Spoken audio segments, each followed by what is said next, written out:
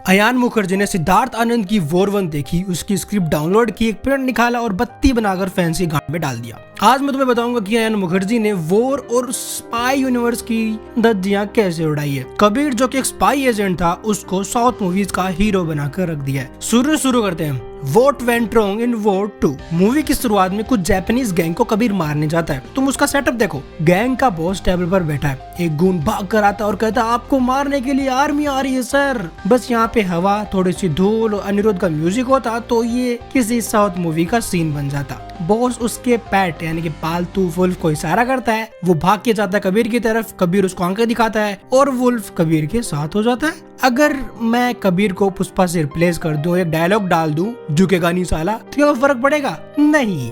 पर जहां वॉर में कबीर की एंट्री सिर्फ वॉइस के साथ हुई थी, कबीर स्नैपिंग करते हुए स्क्रीन पर आया था, एक स्पाई की तरह, एक असैसिन की तरह। डिफरेंस देख रहे हो तुम? अयान मुखर्जी ने एक स्पाई एजेंट को गुंडा बनाकर रख दिया। आई नो कि अयान के दिमाग में आया होगा कि क्यों नाम कबीर को वुल्फ के साथ स्क्रीन पर दिखाएं, कितना बैडएस होगा ना। पर अयान मुखर्जी भूल गया कि उसको एग्जीक्यूट कैसे करें। मतलब वॉर 2 के स्टार्ट के 10 सेकंड में ही वॉर के कबीर, उसके कैरेक्टर, उसकी लेगेसी और उसके आइकॉनिक थीम म्यूजिक पर अयान मुखर्जी ने मूड दिया। ये तो बस मैंने कैरेक्टर की बात की है, अभी फाइट्स वगैरह पे आया नहीं मैं। इमेजिन करो कबीर जैसा कैरेक्टर जो कि एक स्पाई है, मोस्ट प्रोबेबली उसको हर टाइप की ट्रेनिंग मिली होगी, तुम्हें उसके लिए जापानीज कटाना के साथ फाइट कोरियोग्राफी करनी पड़े तो सुनकर थ्रिलिंग लग रहा है ना कि कबीर प्लस कटाना। बट जो हगा है उस फाइट सीक्वेंस में 5 कटाना के साथ गूंज आते हैं। उसको पता नहीं कौन से फेस पे शूट किया है, ना तो वो स्लोमो लगता है और ना ही नॉर्मल। ऐसा लगता है कि जो कट थे ना, जो टेक्स थे, उनको ही बिना एडिटिंग के साथ सेट कर दिया। आज तक का सबसे घटिया स्लो मोशन था वो, अगर वो था तो। उसके बाद कबीर कटाना से फाइट करता है, उसमें कोई फील नहीं है। जो जापानीज गून बचपन से कटाना से लड़ रहे हैं, उनका प्राइमरी वेपन ही वो है, वो उसे हर बार हथौड़ी की तरह चिल्ला के लेके आ रहे हैं। मतलब भैंचो, एक बार किल बिल देख लेते, वुल्वरीन का ये सीन देख लेते, डेडपूल का ओपनिंग सीक्वेंस देख लेते, या वर्ल्ड फेमस एंड गेम का ये होकाई का सीन अगर तुम एक बार रिवॉच कर लेते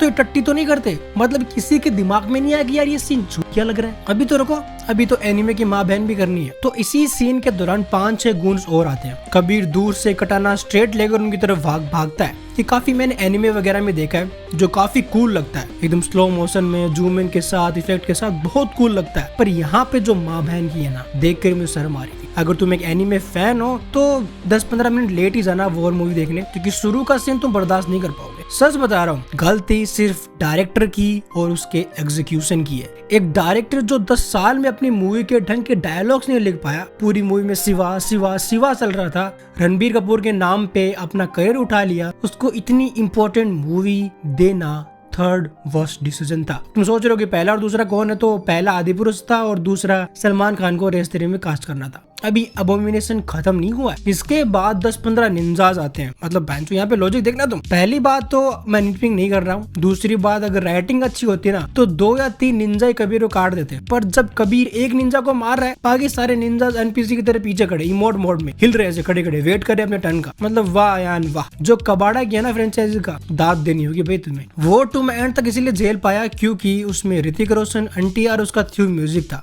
उसने मुझे रोक रखा था और मुझे रिव्यू बनाना था इसीलिए। वरना वॉर 1 की लेगेसी को ऐसा राम नाम सत्य होते देखकर मैं नहीं देखता भाई, मैं उठ के चला आता। प्लीज टाइगर श्रॉफ लौट आओ यार। चाहे तुम बाहर कोई भी बागी 4 जैसे मूवीज बना रहे हो, बट वॉर 2 तुम्हारे बिना अधूरी थी। And you know the real reason is कि अयान ने वॉर को एक स्पाई फिल्म की जगह एक एक्शन चीप थ्रिलर की तरह देखा था। अयान ने वॉर के साथ वो गलती की जो फास्ट एंड फ्यूरियस ने अपनी 5th मूवीज के बाद की, जो एक फ्रेंचाइजी कार वगैरह पे बेच दी, उसको एक एक्शन मसाला थ्रिलर बना दिया। वहीं जो मूवी एक स्पाई एजेंट के साथ शुरू हुई थी, एक ट्विस्ट एंड टर्न के साथ, उसको तुमने चीप मसाला एक्शन मूवी बना दिया। तुम मुझे बताओ कि स्पाई यूनिवर्स की कौन सी ऐसी मूवी तुम्हें जेन्युइनली यूनिवर्स के नाम को जस्टिफाई करती हुई दिखाई देती? मैं बताता हूँ। एक द टाइगर जिंदा है और वॉर। पठानो टाइगर जी का नाम मत लेना, वरना स्क्रीन के थ्रू घुसकर मारूंगा मैं। इसका रीजन है ये मूवीज अपने ट्रू सेल्फ स्पाई की थीम को लेकर चलती है। वॉर 2 एज ए स्टोरी ना तो स्पाई यूनिवर्स को कुछ ऐड करती है, ना ही ये अपनी लेगेसी को आगे बढ़ाती है। अयान ने वॉर 1 का ऊपर से कॉपी किया, जैसे कबीर वॉर 1 के बाद रो का गद्दार था तो उसको वैसे रहने दिया। फिर 2 हीरो फिल्म जिसमें एक ट्विस्ट होगा जो तुम प्रेडिक्ट कर लोगे। मूवी की शुरुआत में छोड़ो, तुम ट्रेलर देख लोगे ढंग से तो तुम्हें पता चल जाएगा कि हाँ ये होना था। इसके अलावा क्या ही ऑप्शन था इनके पास? जब स्क्रीन प्ले ही ऐसा है, राइटिंग ऐसी है, तो और क्या ही कर लोगे? कोई सस्पेंस नहीं। जहां वॉर 2 को स्पाई यूनिवर्स को आगे बढ़ाना था, एक कंक्लूजन की तरफ लेके जाना था, वॉर 2 को एक प्री क्लाइमेक्स की तरह काम करना था इस पूरी स्पाई यूनिवर्स के लिए, वहां इसने अपनी खुद ही वोट लगा दी। इसके एक्शन सीक्वेंस तो बिल्कुल टट्टी है। अगर वो पठान के hand to hand combat, war 1 में गन फाइटिंग और इसका क्लाइमेक्स, ऋतिक रोशन टाइगर को अगर इनको रेप्लिकेट कर लेते ना, फिर से इनको अगर रीमेक कर देते तो मूवी ज्यादा अच्छी बनती। लास्ट का हृदय परिवर्तन, हीरो और विलन का बचपन का दोस्त होना बहुत बहुत जेनेरिक है, बहुत ज्यादा। इससे बढ़िया मैंने ट्रेलर आने पर कहानी लिखी थी, वो जाके देख लेना इस वीडियो के अंदर। मैंने तो बहुत चाव में 3 बड़ी बड़ी थ्योरीज लगा के दी थी, मुझे क्या पता था ये इतना हक देंगे।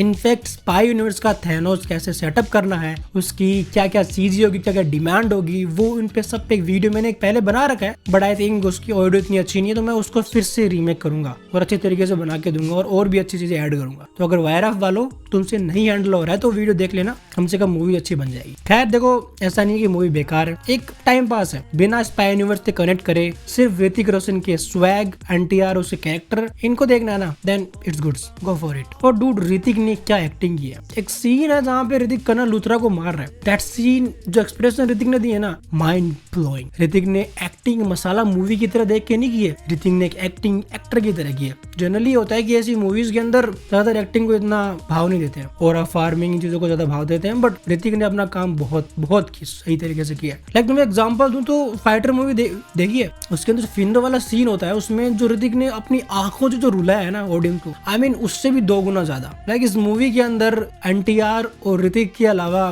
कुछ अच्छा नहीं भाई। गुस्सा, मेरा फ्रस्ट्रेशन इस बात का है कि वॉर 1 कितनी अच्छी थी यार। लाइक जो ट्विस्ट था टाइगर श्रॉफ का, कोई भी नहीं प्रेडिक्ट कर सकता कि ये हो सकता है, समझ रहे हो तुम। ज्यादा से ज्यादा लोग ये प्रेडिक्ट कर सकते हैं कि खालिद जो एक गद्दार का बेटा था वो गद्दार बन गया, इससे ज्यादा नहीं प्रेडिक्ट कर सकते। बट जो चेहरे वाला था, बहुत माइंड ब्लोइंग ट्विस्ट था वो। तो मेरी वो फ्रस्ट्रेशन है कि आपने कहाँ की फ्रेंचाइज, कहाँ की मूवी को आपने कहाँ लाके छोड़ दिया। खैर दिस इज द वीडियो। हो सकता है मैंने कुछ ज्यादा बोल दिया हो, पर वॉर इतनी अच्छी थी ना कि इसका कबाड़ा आते हुए यार बर्दाश्त नहीं हो रहा है। अयान मुखर्जी को डायरेक्शन तो छोड़ो, एक्शन मूवीज के सेट पर भी अलाउड नहीं होना चाहिए। That's all from me. कुछ कहना है तो कमेंट में आ जाना। I will see you in their and also in the next video.